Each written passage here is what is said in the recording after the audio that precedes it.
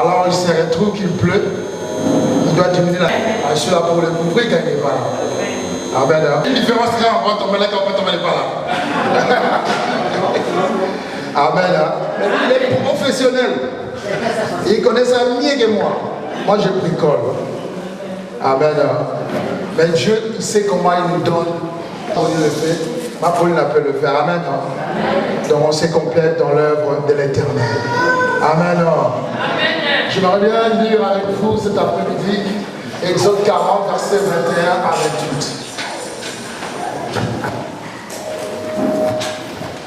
28. Exode 40, verset 21 à 28. Vous avez trouvé dans vos Bibles?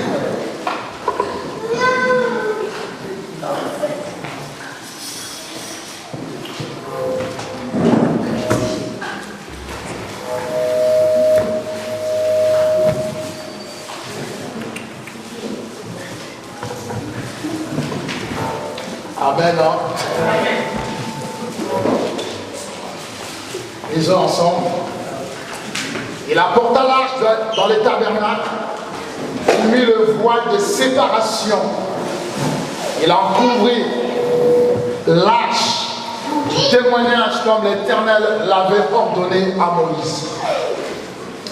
Il plaça la table dans la tente d'assignation aux côtés des septentrionales du tabernacle, en dehors du voile. Il déposa en ordre le pain devant l'Éternel, comme l'Éternel avait ordonné à Moïse. Il plaça les chandeliers dans la tente d'assignation, en face de la table, au côté méridional du tabernacle. Et il en rangea les lampes devant l'Éternel, comme l'Éternel l'avait ordonné à Moïse. Il plaça l'autel d'or dans la tente d'assignation, devant le voile, et il fit brûler le parfum odoriférant, comme l'Éternel l'avait ordonné à Moïse. Il plaça les rideaux à l'entrée du tabernacle. Amen. Il plaça les rideaux à l'entrée du tabernacle. Bien-aimés dans le Seigneur, nous allons prier le Seigneur. Père, te disons un grand merci. Parce que tu nous donnes ta parole. Et ta parole va nous guérir. Seigneur, quand tu envoies ta parole ne vient pas en vain. Seigneur, ce message est vraiment utile pour moi et pour mes frères. J'aimerais bien que tu nous parles. Que tu nous parles. Seigneur, parle à nos cœurs. Au nom de Jésus-Christ. Amen. Amen. Amen. Le respect dans l'ordre du Seigneur. Le thème de cet après-midi. Le respect dans l'ordre du Seigneur. Bien-aimés dans le Seigneur, si vous lisez à partir du verset 1, on nous dit ceci. L'Éternel dit à Moïse, le premier jour du mois, tu dresseras les tabernacles, la tente de la rencontre, tu placeras l'arche du témoignage et tu cacheras l'arche avec le voile. Tu apporteras la table et tu le disposeras en ordre. Tu apporteras les chandeliers et tu arrangeras. Ça, c'est à partir du verset 1. L'ordre que l'Éternel donne à Moïse. Il dit à Moïse, tu feras ça, ça et ça. Amen. Bien-aimés dans le Seigneur, nous allons arriver au verset 21. Là, nous voyons l'ordre est en train d'être respecté. Il respecte tout ce que l'Éternel a dit à Moïse. Bien-aimé, essayez un peu de comprendre. Quand il plaçait, la Bible dit, il plaçait telle chose à tel endroit selon l'ordre de Moïse. Amen. Le verset se conclut toujours en disant selon l'ordre de Moïse. Où est-ce que Moïse a pris cet ordre-là? Auprès de l'Éternel. Moïse a reçu la révélation, il a transmis aux gens avec qui il travaillait. En fait, puisse respecter ce que l'Éternel avait dit. Bien aimé, chaque geste dans la disposition des ustensiles du tabernacle a une interprétation. Amen. Il y a une interprétation dans chaque geste. Voilà pourquoi j'aimerais bien dire à quelqu'un cet après-midi, chaque geste que tu poses dans l'église, bien aimé, ça a une interprétation. Tout ce que tu fais, même en dehors de l'église, même dans la vie courante, il pleut, tu restes à la maison parce qu'il pleut. Je n'irai pas à l'église. Il y a une interprétation. Amen. Mais personne ne peut rester, dire à son patron que je suis resté à la maison, je ne suis pas venu au travail parce qu'il pleuvait dans notre quartier. Jamais. Mais personne. Mais pour Dieu, là, je ne vais pas sortir parce qu'il pleut. Vous comprenez un peu? Donc chacun a sa manière d'interpréter l'ordre qu'il a reçu de la part de l'Éternel. Or, le respect dans l'ordre de l'Éternel, c'est quelque chose qui doit être une base de notre foi chrétienne. On connaît la dimension spirituelle d'une personne au travers de phénomènes naturels. Au travers de la nature, au travers du respect des principes que le monde présente, au travers du respect que l'Éternel a lui-même, dans l'ordre qu'il nous a donné. Si nous arrivons à respecter cela, bien aimé, je pense qu'il y aura beaucoup de choses qui vont changer en nous. Écoutez, puis il apporta l'arche dans le tabernacle, mit le voile de séparation et cacha ainsi l'arche de témoignage comme l'Éternel lui avait ordonné. Bien aimé, l'Éternel ordonne. L'Éternel nous demande de faire des choses. Et ce que Dieu nous demande de faire, et nous devons le faire par amour, nous devons le faire par sa volonté. Bien aimé, l'arche a été construite selon le modèle de Dieu. C'est Dieu qui avait ordonné à Moïse, selon l'inspiration et la révélation qu'il avait posée sur ses serviteurs, afin qu'ils puissent construire ces derniers selon le modèle de l'Éternel. Amen. L'arche de l'Éternel, bien aimé, représentait la sainteté de Dieu. L'arche en soi, elle était déjà là. Bien aimé, en voyant seulement l'arche, on voyait la présence de Dieu. Amen. Voilà pourquoi je ne vais pas beaucoup parler de l'arche, mais je vais parler plutôt de la présence de Dieu. Amen. Je vais parler plutôt de la présence de Dieu. La présence de Dieu était là. Et cette présence devrait être respectée. Il y a des gens que l'Éternel avait ordonné de transporter l'arche. Il y a d'autres personnes, l'Éternel ne leur avait même pas ordonné de transporter. Les autres étaient là seulement pour jouer de la trompette. Les autres étaient là pour chanter. Mais chacun avait reçu l'ordre selon le modèle de l'Éternel. Amen. Amen. Mais ce qui est bon, c'est quoi? Quand il y avait la présence de Dieu au travers de l'arche, c'était la présence de la sainteté. Et cette présence apportait quelque chose que les enfants d'Israël ne s'attendaient même pas. Vous savez, c'était un peuple qui traversait le désert. Mais la traversée du désert avait une présence particulière. Amen. Une présence particulière, une présence que vous ne pouvez jamais comparer. Vous savez, ce qui est meilleur dans la vie d'un croyant, dans la vie d'un chrétien, quand il traverse des moments difficiles, c'est la présence de Dieu. Quand tu traverses des moments difficiles dans ta vie, rassure-toi que Dieu est avec toi. Quand Dieu est avec toi, personne ne saura même si tu ne témoignes pas que tu traverses des moments difficiles. Et ce peuple traversait des moments difficiles. Mais il y avait la présence de Dieu. Cette présence jouait un grand rôle. Cette présence protégeait le peuple. Cette présence guérissait le peuple. Cette présence nourrissait le peuple. Cette présence faisait progresser le peuple de l'avant. Amen. À cause de l'arche, à cause de la présence de Dieu. Mais vous savez, quand vous avez la présence de Dieu en vous, sachez-le, en soignant cette présence, elle va vous apporter beaucoup de choses. Amen. Bien aimé, même quand on traverse un moment difficile à cause de cette présence, Dieu est là, il sera là pour vous fortifier. Personne ne peut respecter la parole de Dieu sans l'aide de Dieu lui-même. Vous voyez ce qui est différent avec le monde, avec ce qui est différent avec le diable. Tu viens vers lui, il ne te protège pas. Plutôt il te laisse désobéir pour t'abattre. il t'attire, il t'amène vers lui. Parce que la Bible dit, nul ne peut venir à moi si le Père ne l'attire. Jésus l'a dit ici clairement. Tu es venu vers Jésus parce que c'est Dieu lui-même qui t'a amené vers le Christ. Donc, tu n'es pas venu de Dieu de toi-même. Non parce que ta maman t'avait parlé, ton cousin, ta cousine. Mais tu es venu parce que Dieu voulait que tu sois à côté de Jésus. Il a utilisé quelqu'un pour t'attirer. Et en t'attirant, Dieu reste avec toi. Il assure sa présence en toi. Il marche avec toi.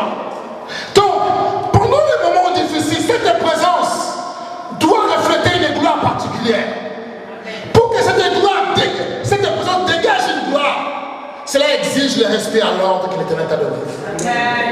Quand tu respectes, cette présence commencera à engendrer des choses selon le respect que tu accordes à la parole de l'Éternel. Voilà pourquoi le respect à l'ordre de l'Éternel fait engendrer une gloire. Et cette gloire ne sera pas comme la gloire des filles des hommes, ni des filles des hommes, mais ça sera une gloire révélée par Dieu lui-même, par son Fils qui est Jésus-Christ. La présence de Dieu, bien-aimé le Seigneur, peut tout changer. La présence de Dieu peut t'aider à mettre même l'ordre dans ta vie. Vous savez, quand nous étions nés, nous sommes nés selon la pensée des gens. Ils ont eu envie de nous avoir. D'autres aussi n'étaient pas accident. Mais nous sommes venus quand même au monde. Chaque parent avait sa vision. Alors la vision des parents envers nous, c'est une vision éphémère parce que ça n'a pas comblé nos cœurs. La vision de nos parents nous a déçus. La vision de nos parents nous ont même pas fait du bien. Peut-être tu es ici d'une famille polygamique, peut-être tu es ici d'une famille où le papa t'avait abandonné, où la maman t'avait abandonné. Mais bien aimé, cela prouve que ces gens-là ne peuvent rien faire pour nous. Mais qu'est-ce qui s'est passé? Quand Dieu est venu en nous, Dieu nous a démontré qu'avec sa présence, il peut changer l'ordre établi par les parents. Il peut changer l'ordre établi par les parents. Parce que l'ordre établi par les parents, même ton père, des fois, lui aussi n'avait pas établi cet ordre. Peut-être que cela a été établi par ses grands-parents. Peut-être que cela a été établi par ses ancêtres. Et ton père n'a fait que te donner cela. Tu n'as fait que vivre l'ordre établi par les diables. Et tu subis ses conséquences. Mais qu'est-ce qui se passe quand le Christ vient en nous? Marcher, Jésus remet de l'ordre. Jésus te donne le modèle selon sa pensée. Jésus te dit, regarde comment tu vas conduire ta vie. Et d'ailleurs, ce qu'il faut mettre, lâche, tu mets ça ici, tu mets les rideaux. Vous savez, les rideaux symbolisent quoi pour moi? Laissez-vous parler. Là où il y a la présence de Dieu, personne ne peut savoir qu'il y a une grande présence là. Seul mon corps qui doit témoigner que la présence de Dieu se trouve en moi. Et comment mon corps va témoigner? Par mes actions et mes gestes. Et par mes paroles. Que Dieu est en moi. Personne, si on ne disait pas au peuple que derrière les rideaux il y a l'âge, personne n'allait savoir. C'est le témoignage qui a fait que les peuples puissent comprendre que derrière les rideaux, il y a la présence glorieuse de Dieu. Mais derrière les rideaux qui est ton corps, il y a quel témoignage? Amen. J'aimerais bien que tu puisses comprendre que l'ordre que l'Éternel t'a donné et que ta vie puisse aller de l'avant. Il dit, je veux que tu prospères à tous égards. Comme prospère l'état de ton âme. Donc, cela signifie quoi? Quand il y a l'ordre dans ton âme établi par Dieu lui-même, tes sentiments, tes émotions, tout ce qui est en toi, contrôlé, dirigé, soigné par Dieu lui-même, bénis le Seigneur, tu prospéras à tous égards. Quand ton âme prospère dans la présence de Dieu, ton esprit aussi va excusez-moi, quand ton âme prospère dans la présence de Dieu, ton corps aussi va prospérer. Avant que l'âme soit prospérée, l'esprit est déjà saisi par le Saint-Esprit. Et c'est alors que l'esprit donne l'ordre à l'âme, et l'âme fait exécuter les corps. Mais tu commenceras à voir des changements dans ta vie. Il y a certaines choses que tu n'appelles pas à l'existence, mais la présence de Dieu appellera ces choses-là à l'existence. Voilà pourquoi l'apôtre Paul dira que le Saint-Esprit prie à nous par des soupirs inexprimables. Le Saint-Esprit intercède dans notre faveur, demande des choses que nous n'avons pas demandées. Mais parce que le Saint-Esprit connaît nos désirs. Amen. Bénis le Seigneur, en mettant de l'ordre, en respectant l'ordre établi par l'Éternel dans ta vie, il y aura beaucoup de changements. Je voudrais bien que nous puissions comprendre ces choses. La sainte présence de Dieu dans les tabernacles dressés par les enfants d'Israël était selon le modèle de l'Éternel. Amen. Et passons au verset plus suivant.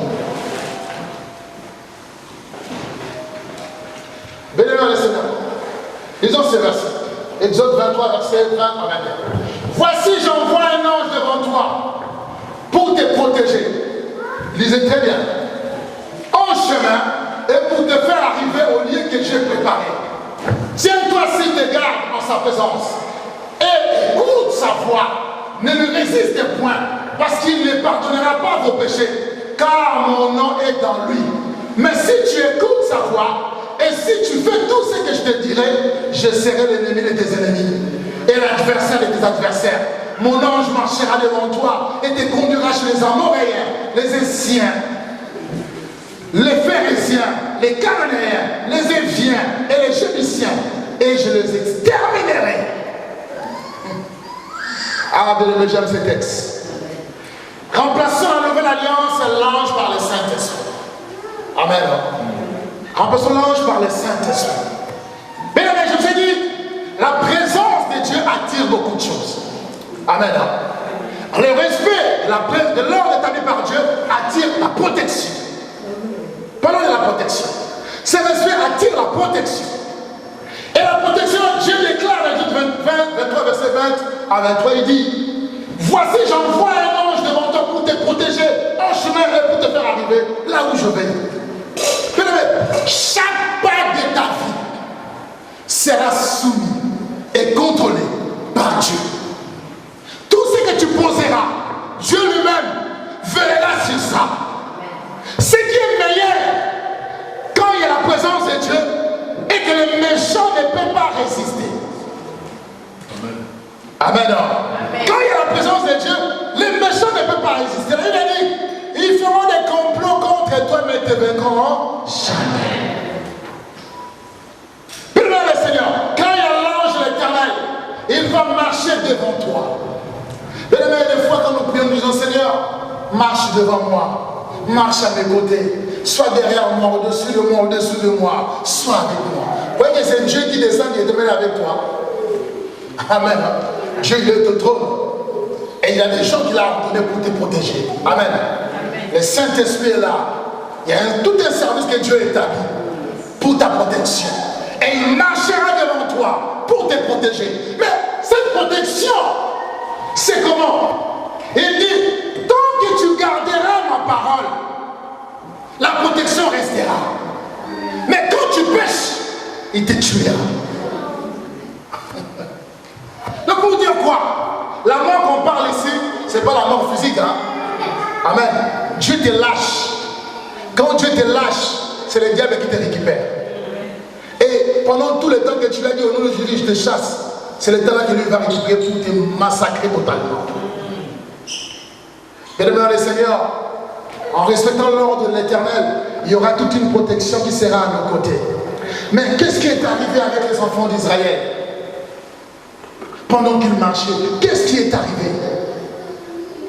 Malgré l'arrivée de l'arche, mais ces enfants, ils avaient la présence de Dieu en eux. Vous comprenez?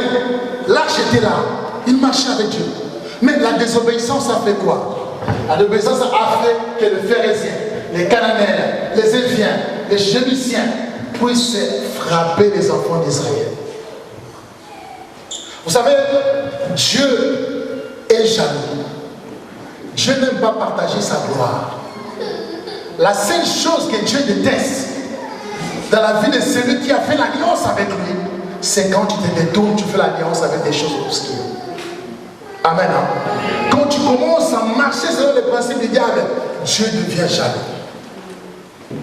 Et en ces moments-là, c'est Dieu qui avait établi l'alliance avec leur ancêtre qui est Abraham.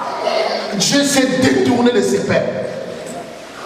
Et quand Dieu s'est détourné de ses peuples, Dieu n'a plus pensé à ce qu'il avait dit qu'il y aura l'ange pour les protéger.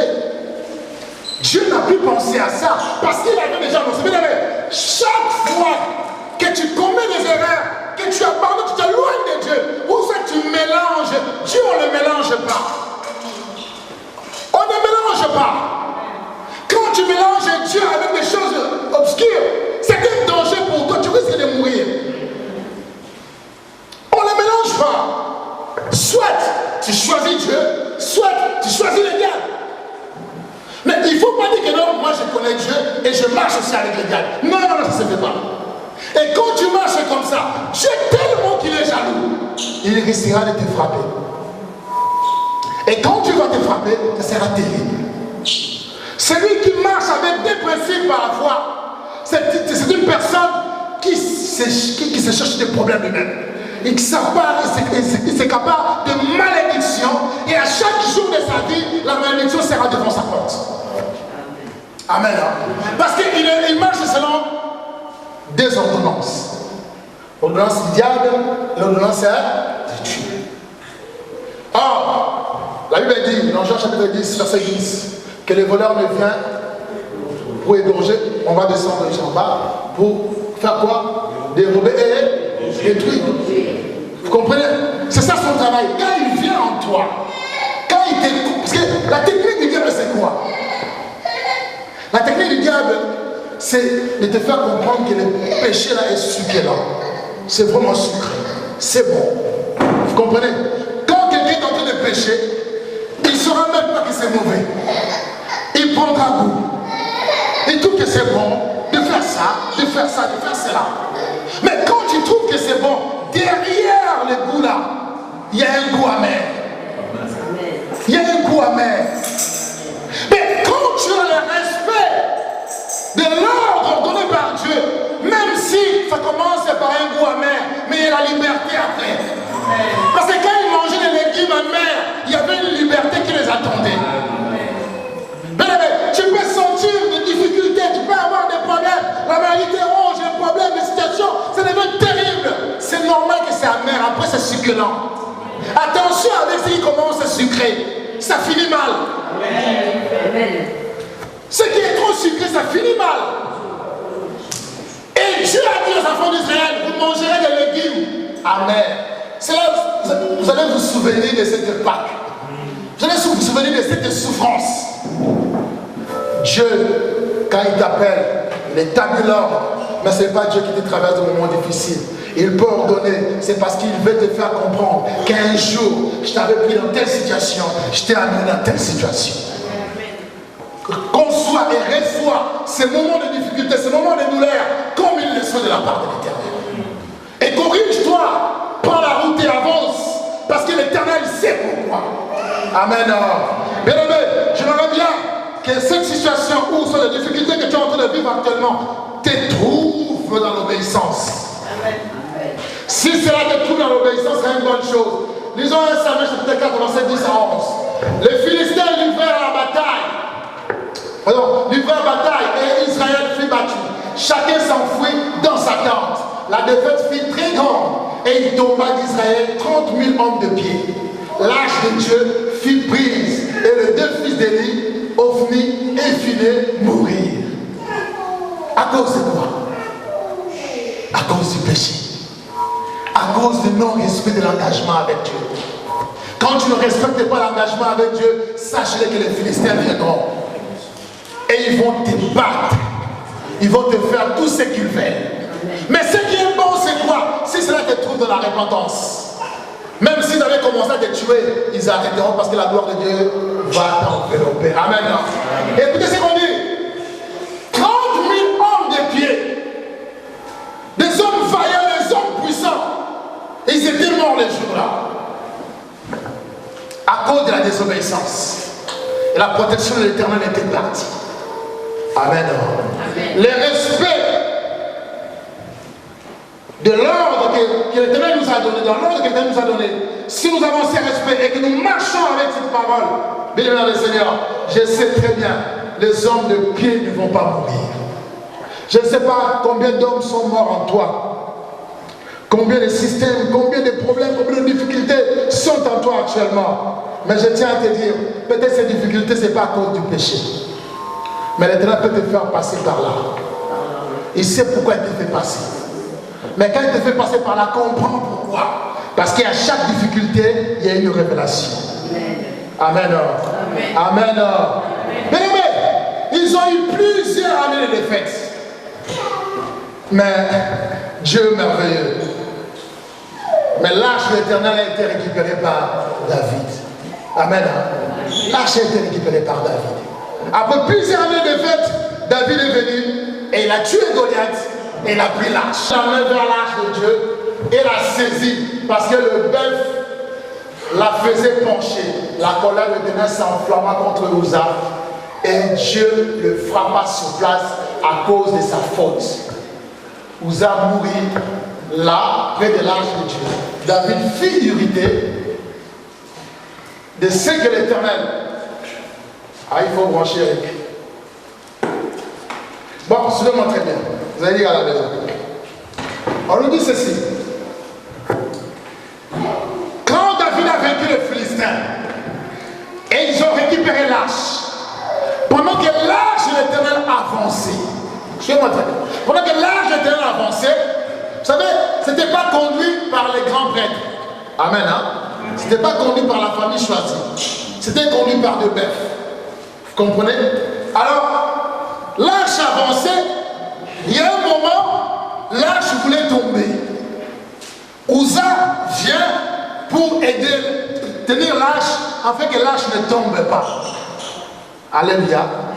Mais pourquoi, je vous pose la question, pourquoi David n'a pas choisi les prêtres, la famille choisie, pour porter cette arche? Pourquoi il a mis ça sur une charrette? Amen. Pourquoi il a fait ça? Mais pourtant, David était censé connaître la loi et de faire respecter cette loi à son peuple. Mais pourquoi lui, il a mis ça sur une charrette et puis que le mec puisse la tirer, l'amener à Jérusalem? Bien aimé Seigneur, il y a des choses que l'Éternel nous demande. Si nous ne les respectons pas, même si on est les hommes du cœur de Dieu, Dieu va punir. Amen. Amen. Dieu va punir. Moi, je ne pouvais pas toucher ça parce que je connaissais la loi. Mais lui, il dit non, je peux aider. Parce que les chefs ont désobéi, moi aussi je peux désobéir. Mais c'est la mort qui est arrivée. Alléluia. C'est la mort qui est arrivée. Je voudrais bien vous faire comprendre une chose. La présence de Dieu en vous, ce n'est pas à vous d'aider cette présence. Alléluia. Dieu ne vous a pas appelé à aider sa présence. Dieu vous a appelé à respecter sa présence. Non à l'aider quand il est dans votre cœur. Non, Dieu va me comprendre. Si je fais ça, Dieu il va comprendre. Tu n'es pas là pour dire que Dieu va comprendre. Uza pouvait dire à Dieu va comprendre, je peux tenir l'arche. Mais en essayant de se tenir l'arche, c'était la mort qui était venue. Bien-aimé, je tiens à te dire, le respect dans ce que l'Éternel a dit fera en sorte que tu puisses avoir une vie protégée, une vie avancée, où la gloire de Dieu s'éclatera dans tous les domaines de ta vie. Amen. Mais quand on ne respecte pas, c'est un danger. Bien-aimé dans le Seigneur, qu'est-ce qui s'est passé à partir du verset 10, 11? Disons à partir du verset 11. Bon, déjà à partir du verset 10, hein?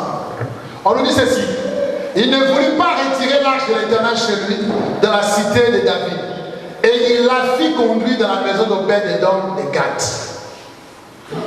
L'autre verset, vous allez voir, quand Uza est mort, David fut irrité. Il était en colère contre Dieu. Vous comprenez? Il est en colère contre Dieu, mais pourtant, c'est lui qui a désobéi. Il a désobéi à Dieu en plaçant l'arche là où vous ne pouvez pas les placer, en leur donnant aux bêtes de les transporter, et pourtant il y a des gens choisis pour transporter l'arche.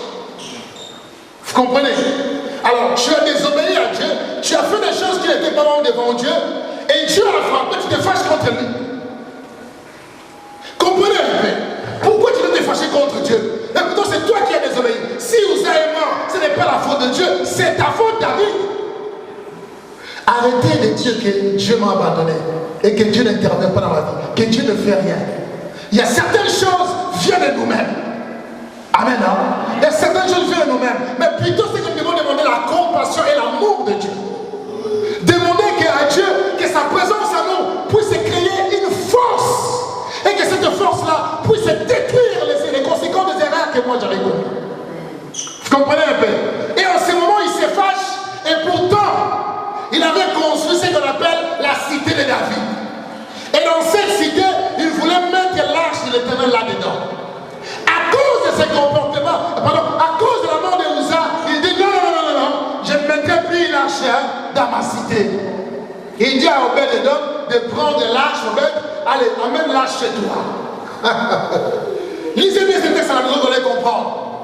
Et Obed obéit, parce que c'était la présence de Dieu. Obed amène l'arche dans sa maison. Bien aimé, 3 mois seulement, Dieu a béni Obed d'une manière terrible. Parce que lui, il a respecté ce que les autres ont rejeté. Bien aimé, arrêtons de rejeter l'église de Dieu. Arrêtons de rejeter le travail de Dieu. Ne laissons pas les autres faire le travail de Dieu à notre place. Or, c'est le roi qui devrait prendre l'arche de l'Éternel et la mettre dans un lieu sûr. Le roi là, la reine là, c'est toi. C'est toi qui dois prendre la gloire de Dieu, mettre ça dans un lieu sûr. Ne laisse pas ton ami, ne laisse pas ta maman, ne laisse pas ta cousine, ne laisse pas ton pasteur ou tes responsables faire l'œuvre que toi tu peux faire. Ça va t'empêcher beaucoup de choses.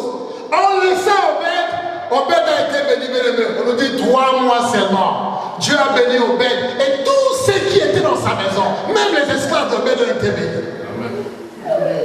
Tout était béni. Parce que Obed a accepté de faire ça. Bien aimé, quand tu viens à l'église, ne viens pas pour être spectateur. Amen. Hein? Viens à l'église pour être acteur, actrice. Viens à l'église pour faire quelque chose pour Dieu. Viens à l'église pour travailler pour lui, pour participer à l'avancement de l'œuvre.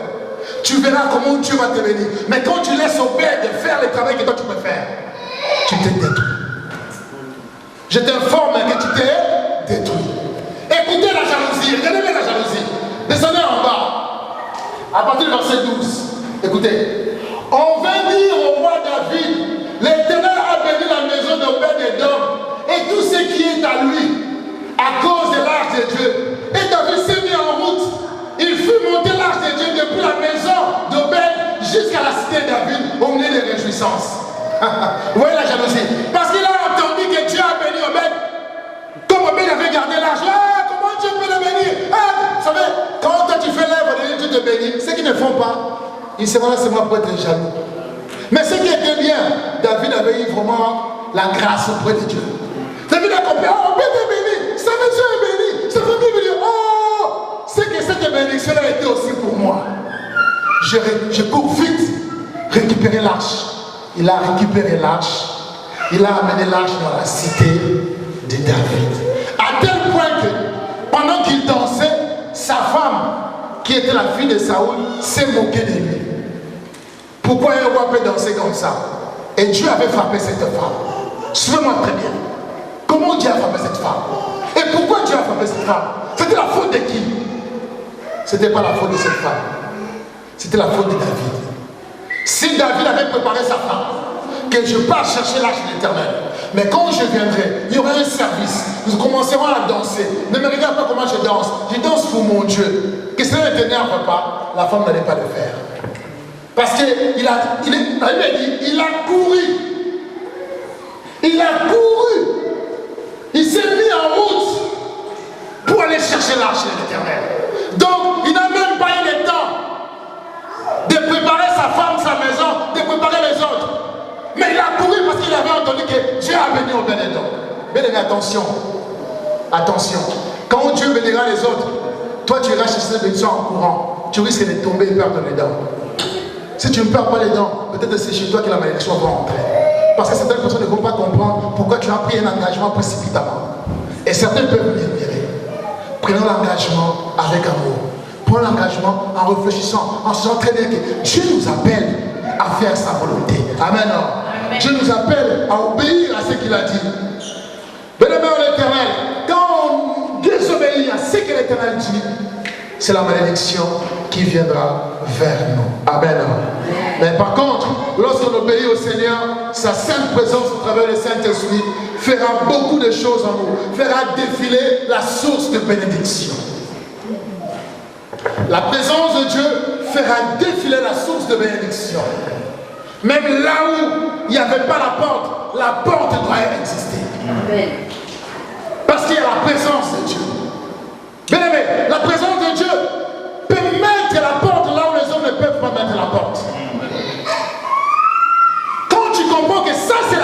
qui est avec moi. C'est une opportunité que j'ai reçue de servir l'Éternel. Saisis-la.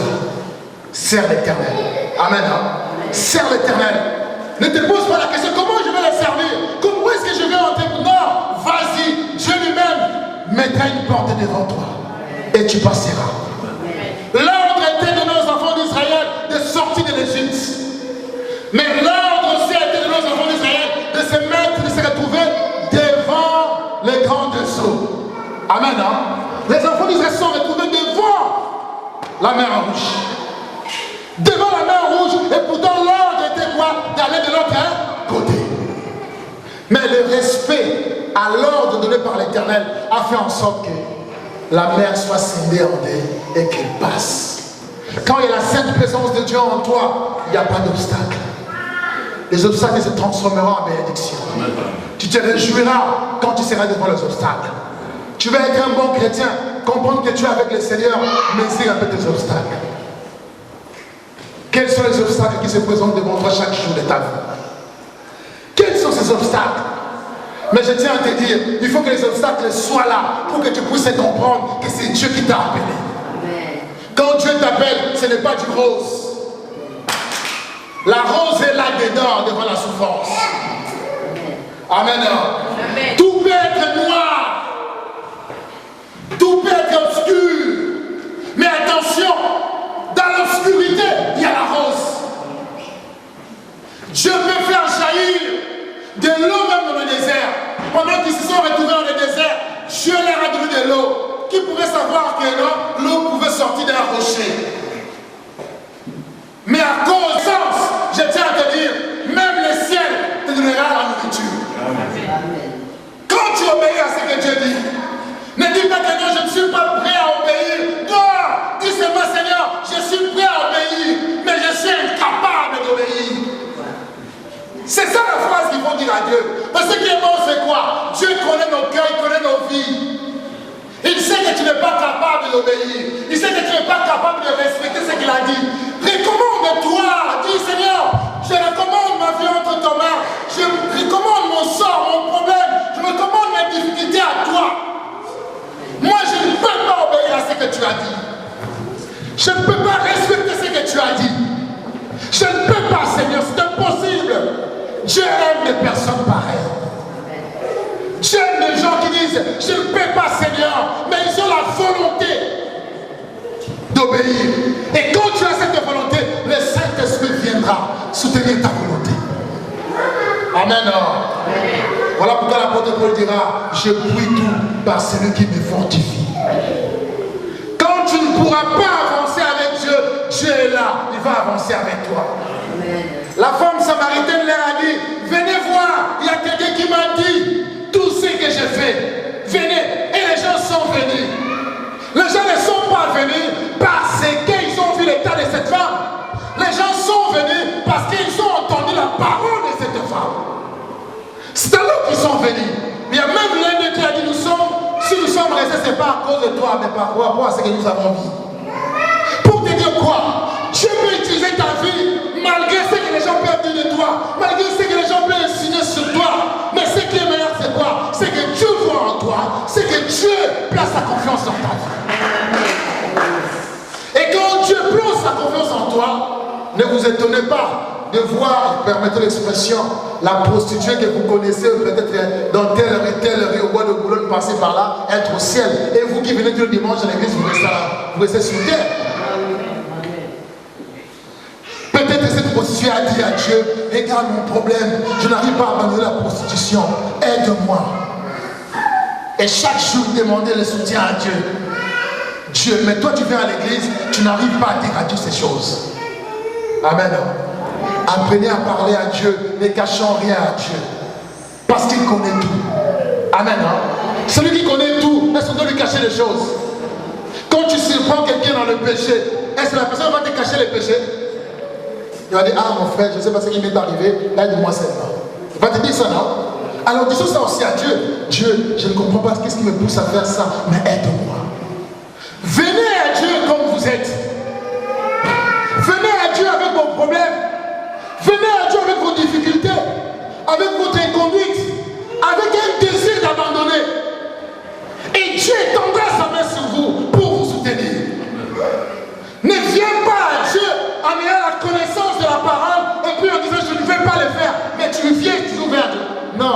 sera comme Mozart. Amen. Hein? Mais viens à Dieu comme tu es. Alléluia. Dieu peut tout changer. Dieu peut tout changer. Bien-aimé le Seigneur, je tiens à te dire, si tu es conduit par le Saint-Esprit, Dieu va t'honorer. Dieu va t'honorer. Malgré tes faiblesses, mais Dieu peut t'honorer. Malgré tes manquements, Dieu peut t'honorer. Oh, j'aimerais bien dire à quelqu'un que Dieu s'est mis debout pour t'honorer. Et les gens seront étonnés comment Dieu va t'honorer. Parce que toi, tu as ouvert ton cœur à lui. Tu lui as dit, me voici, je suis là, Seigneur, aide-moi. Je suis incapable de m'aider moi-même. Je suis incapable de me soutenir moi-même. Dieu va te soutenir. Veux-tu être soutenu par Dieu? Veux-tu être aidé par Dieu? Mettons les mots de compagnie.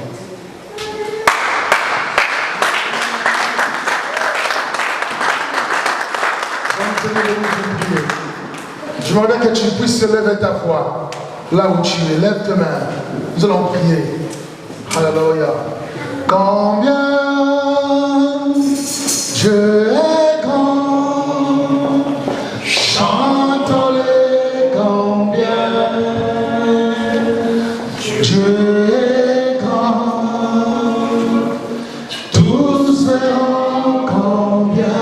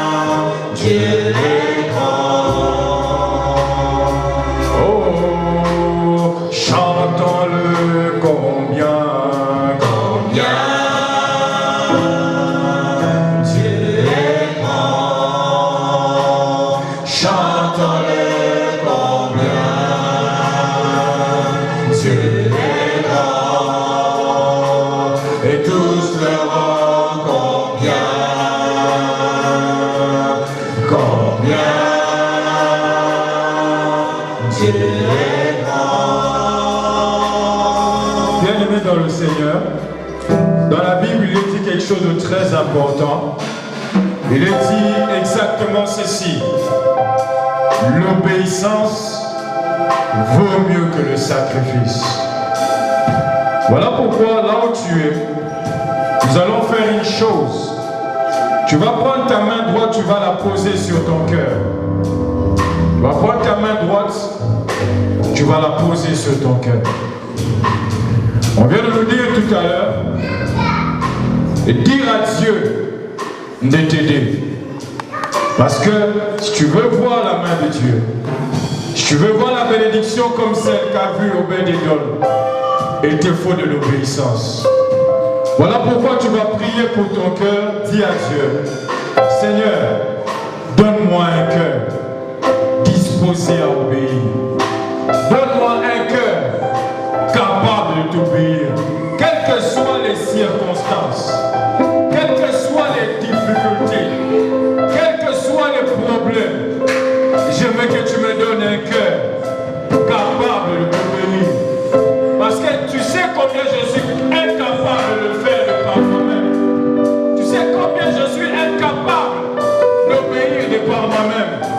Mais aide-moi à obéir jusque dans les moindres détails. Élève ta voix, commence à dire cela à Dieu. Et l'Église élève la voix et prie le Seigneur dans le fond de ton cœur. Demande-lui de te donner un cœur pour lui obéir. Élève ta voix et prie.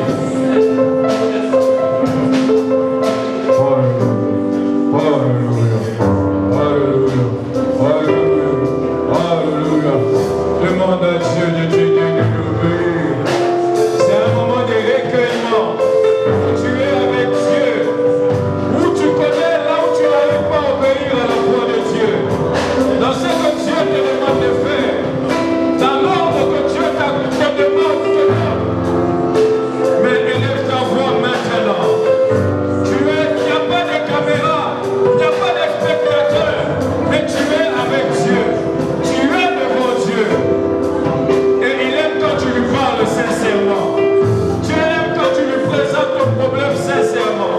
par rapport au message d'aujourd'hui, par rapport à la prédication d'aujourd'hui, demande à Dieu de te donner un cœur qui lui obéit. Élève ta voix et prie sincèrement.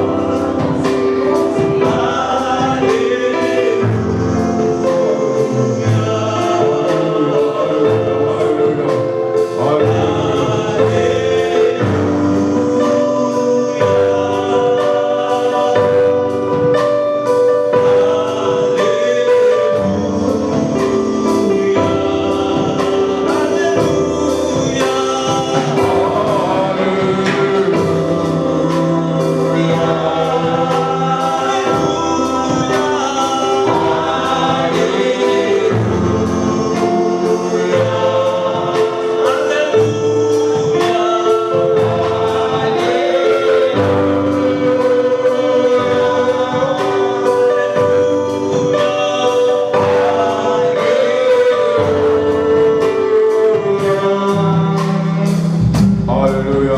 Maintenant, je veux que tu dises merci à Dieu pour cette parole, pour ce que tu viens de recevoir, pour les capacités que Dieu vient de t'accorder. Car il est écrit que je prie tout par celui qui me fortifie. Élève ta voix, dis merci au Seigneur. Alléluia. Alléluia. Alléluia. Maya Santa Maya Santa.